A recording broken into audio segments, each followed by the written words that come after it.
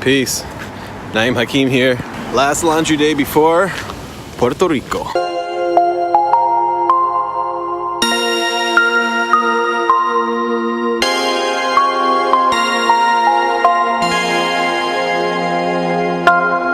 My wife and I downsized, and we decided that it would be best if we spent essentially the next year in Puerto Rico. We cut our rent down a little bit here in Brooklyn, got a smaller place in Scouring, Clasificados online, and we found a place, and it was close enough to all the things that we wanted. So, we take a couple trips over, move all the important stuff, and then we take a final trip to bring over the cats. And once we bring the cats over, it's a done deal. In a couple days marks me and Lisa's 1 year anniversary of being married. That shit went by so fast. No particular reason. This year just went by really fast. And we're island people, man. I'm a tropical dude.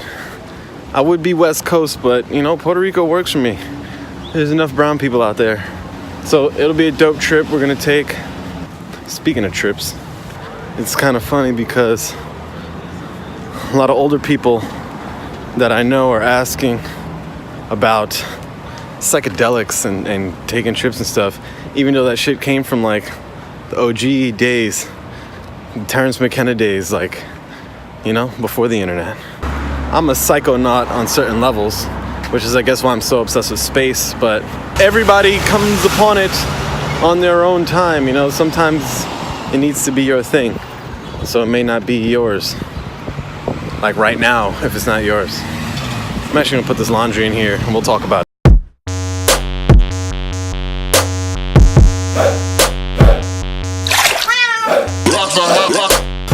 I'm trying to stay in the sun. The shade out here is really fucking cold.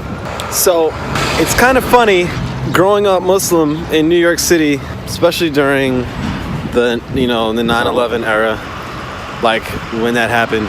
Just being a young black kid in New York, and always feeling different. I mean, you always feel different. I was a young black kid, so when I was in public school, being raised Muslim, you're there, but you don't feel like the other white kids in your class. Like I was in a pretty, they called it the rainbow program. I don't know if the R was a nice innuendo for something else, or if the R just meant rainbow, like we're gifted or something. The point I'm trying to make is the classes I was in, the majority white kids, or pretty much all, maybe like 2 black kids per grade, at least for my class. You're too black for them, and then you get around the black kids, you're like this, so you're like too white for the black kids, which is really weird and funny to me. When I got around the Muslim kids and the Arab kids, I was always too American. It's funny, Asian is the largest Muslim population in the world, but regardless, the black Muslims in Brooklyn have a different culture than the Pakistani Muslims in Brooklyn. The culture's different, the religion's the same, the culture's different. So it's funny, when these kind of things come up, the important thing about LSD to realize is that it's about the culture. Like you're a bacteria. So if you think about humans like a bacteria and who they mate with and who's best to mate with and what groups they stay away from and what food they eat and what the culture does, is about the culture. So I always felt like an outcast. I always felt weird.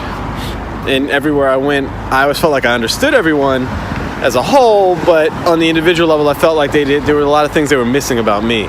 So when you're raised in a Muslim household, there's like no drugs or alcohol. I've never seen my parents smoke or drink. Like my mom, I've never seen drink. Not ever once, man. Not even a maybe. And we never I never was curious about it. I knew what it did. I saw a bunch of drunk driving things. It didn't really take much to realize it was mad dangerous. I didn't like weed movies per se. I didn't get it. I mean, not that I didn't get it. I was fucking making beats since I was 13 years old or 12 years old, man. You don't even understand. I remember times where I would be in my house late at night while my whole family's watching The Bourne Identity that just came out on DVD or something, Netflix DVD CD, and I'm in the room making beats. Making a beat off of the orchestration that I was hearing in the movie in the next room. So I'd hear the music, and I'd be like, and I'd just make a beat off of that. Like, fuck. Anyways, you'll understand why this is important later on when we finally get to the trip, because that's the thing about trips. Like, it kind of unpacks a lot of things for you. So I'm just kind of giving you the tools necessary to understand my trip and not just, get lost before the trip happens. I mean, I did my best to make sure I went to good schools, but I never really wanted to be like a scientist or a doctor. Like, I wasn't really good at science, maybe biology, but barely. I didn't really like it. I understood the scientific method, but I just wasn't that creative in that field. I just never felt like I had anything to offer there. We settled on photography school, and I went to school for visual media, which was like RIT's bargained down to me for making video games. I wanted to be a video game maker, film and animation.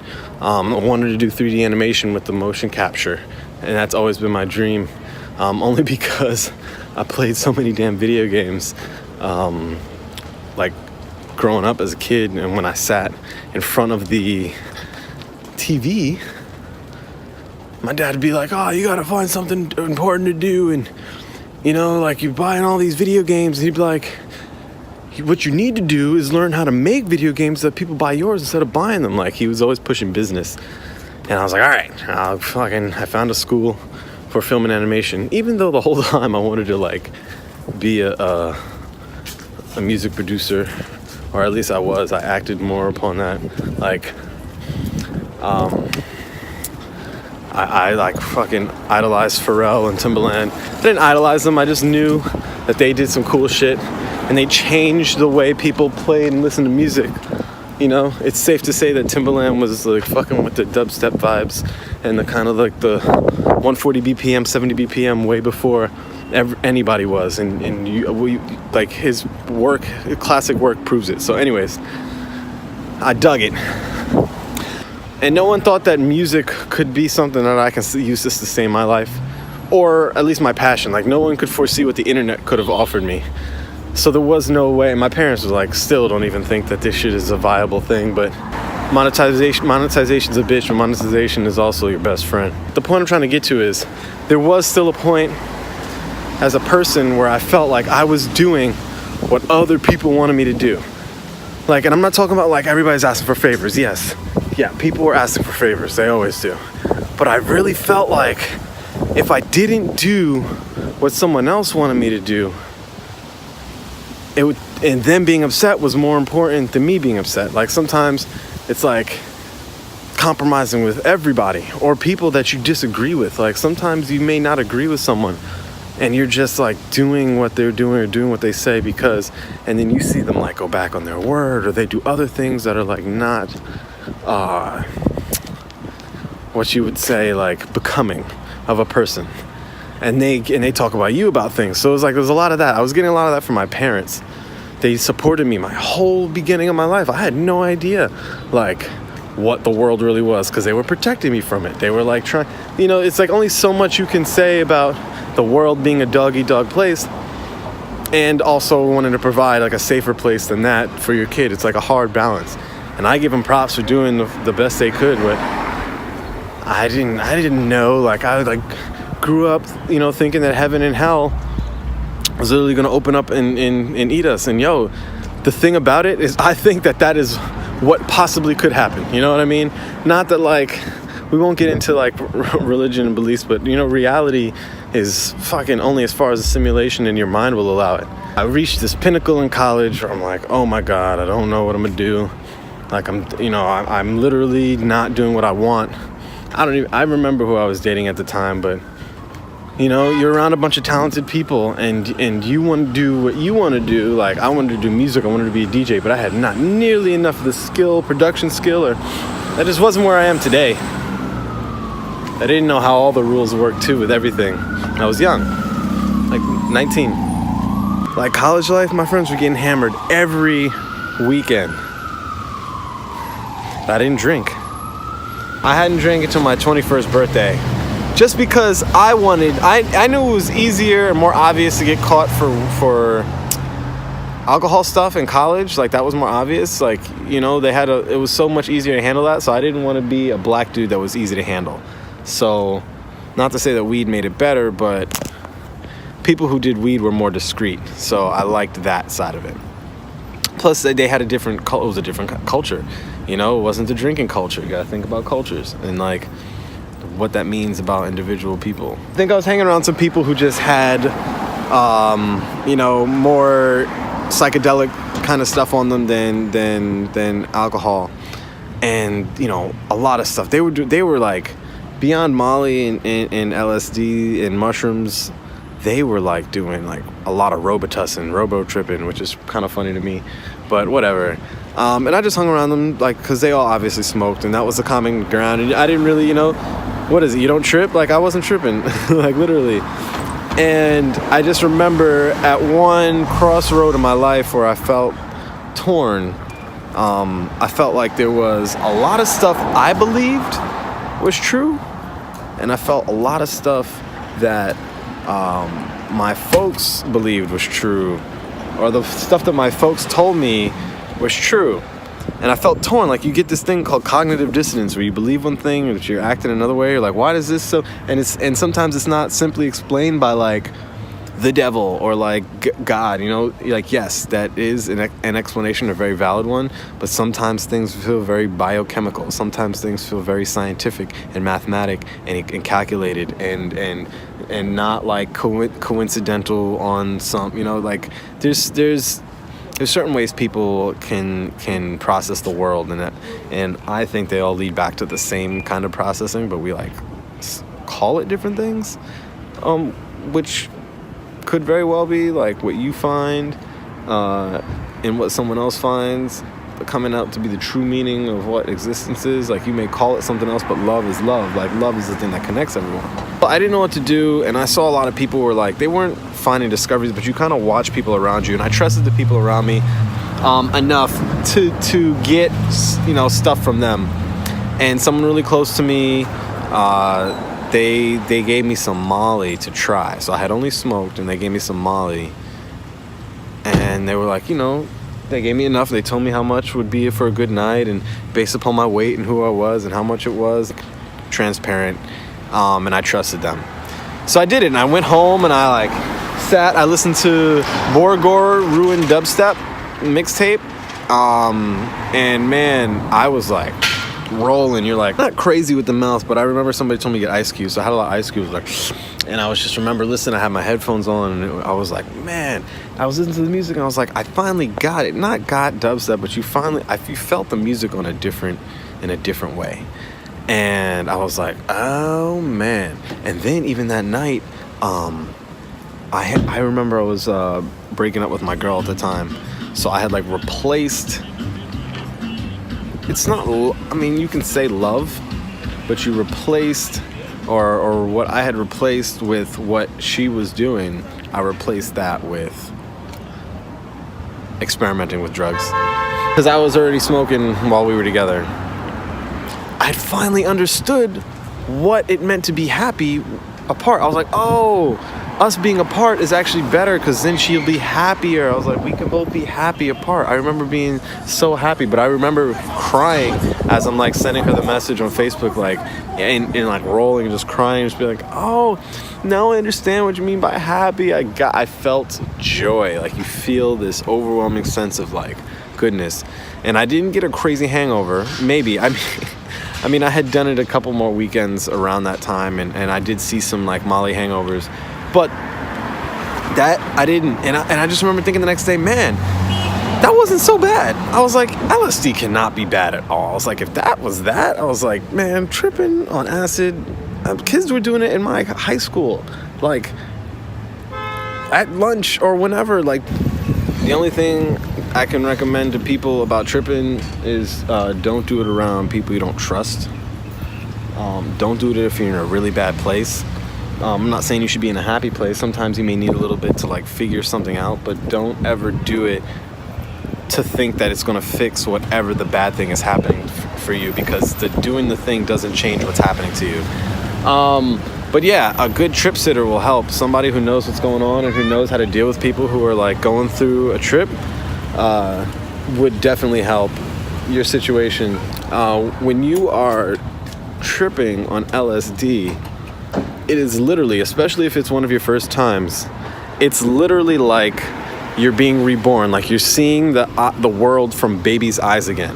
And even though you have all of your reference points, but you almost have limited access to your reference points, because everything has a new reference point for that short period of time. And sometimes it feels like realer than the reference points that you're seeing on a day-to-day. It almost feels like you're almost exposed to how intense we are as creatures, and not on some like drunk, like everything's kind of heightened.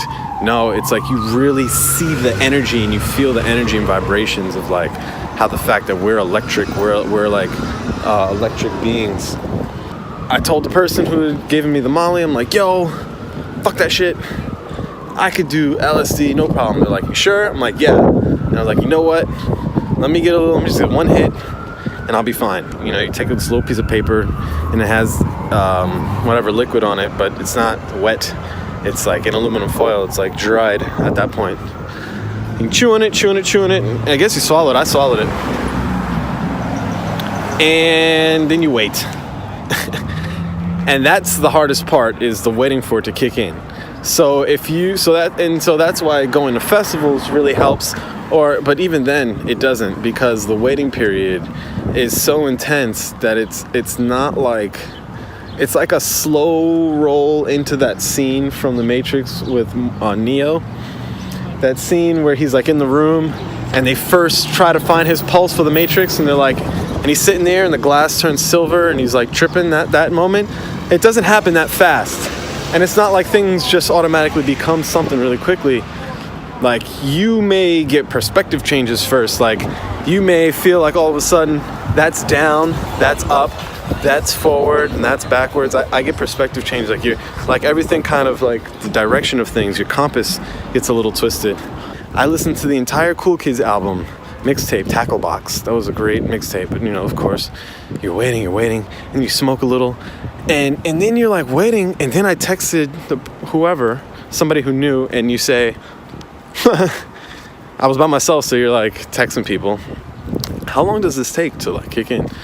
And like, don't think about it, don't worry about it, just, maybe smoke something and just do what you normally would do. I would recommend the same. Just do what you normally would do, or find something to do or watch or something. Movies help. I didn't watch a movie. You can't really smoke in some of these apartments or dorms, or the one I was in, I had to go into the bathroom to smoke, or I prefer to. I just went in the bathroom. It was easier. Just close the door, turn the hot shower on, let the steam roll, turn the lasers on, and play some music and smoke. And I did that. That was nuts. The lasers are rolling, the song's playing. I remember the song too, some dubstep song. Kid on a Bike was the producer's name.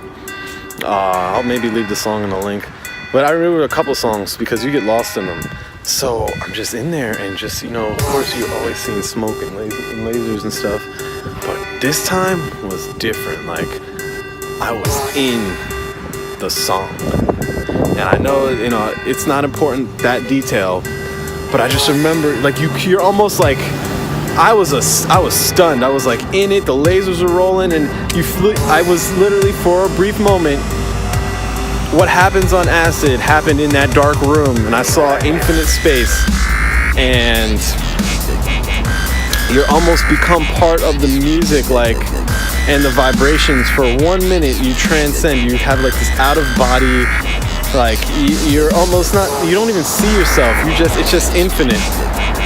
And then the song was over, and you stop for a minute, you realize what's going on, you turn the light on, or I did, and man, I just remember looking down. The bathroom was moist. I think I already paused the music at that point.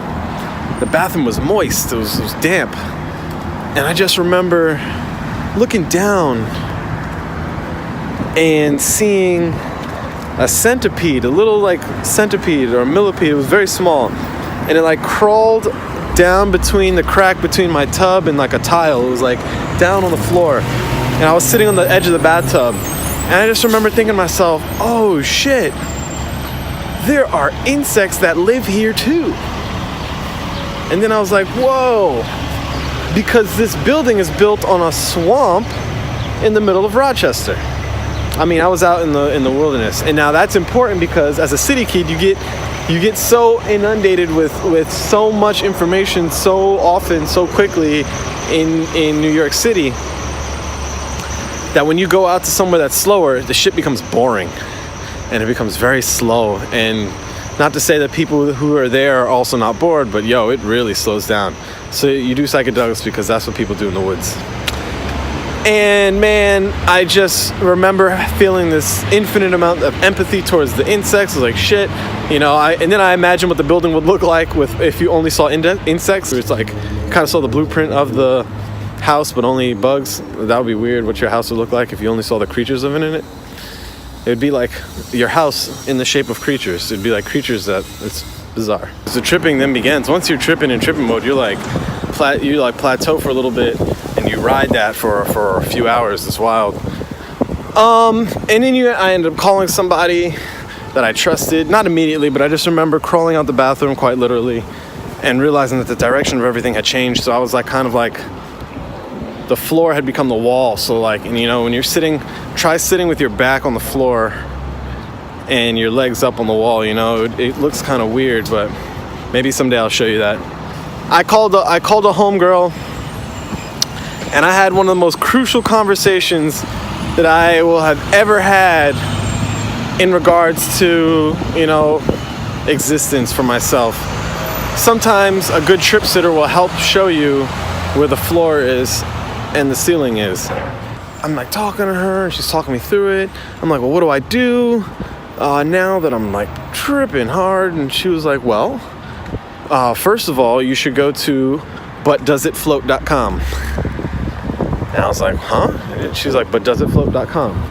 So I went to butdoesitfloat.com, which is an incredible website when you're tripping. I will say that. And I just remember calming down and she was talking to me. And she, you know, of course, she's talking about what you can do. I just remember asking, the conversation kind of led to, I'm like, well, but what do I do? And she says, you can do whatever you want to do. And I'm like, huh. I was like, oh, whatever I want. Like, you can literally do whatever you want to do. And then I was like, so if I wanted, I could be the biggest dubstep producer in the whole world? And she goes, well, and I was like, oh, okay. Whatever I want to do, but I get it. There's like some kind of like limits on this depending on what someone else is looking at it like. And then I got it. I didn't really need to talk to her too much long after that before I was like on my way. And then who knows what the fuck happened the rest of the trip. I just think I like at some point I ended up laying down listening to an album and watching the visualizer. A lot of simple things become really entertaining. You really become a child again. But that's when I realized, like, coming down from that trip, that's when I was like, I get it, man. I know what the difference between what other people want and what I want, and I think that helped me. It helped me just get in touch and navigate better with like empathy versus what I was like not being able to make the connection between who I was and separating that with someone else. Like sometimes you have to separate yourself from other people, and I was connecting myself way too hard.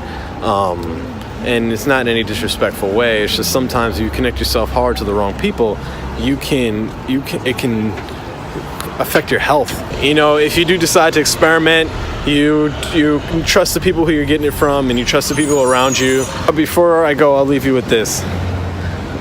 When I trip, words get double and triple meanings and quadruple meanings, and I've had a lot of situations where the meanings of words kind of stacked upon each other in this very scary way. But think about the word trip. You know, I always say a passport is literally the equivalent of one LSD tablet. And I firmly believe that that's the reason why it's like super illegal, because you basically are going on a trip without leaving your home, and that's scary. when you're flying into another country or to another state, especially another country where the culture is different, or you see the culture, you see your culture differently based on what you're looking at somewhere else, it gives you a different reference point. I think getting in a plane, closing your eyes, going to sleep, going to dreamland, doing who knows what in dreamland, and then being up in the air for fucking hours at a time, closing and then landing down, waking up in another like land, like you've almost teleported there.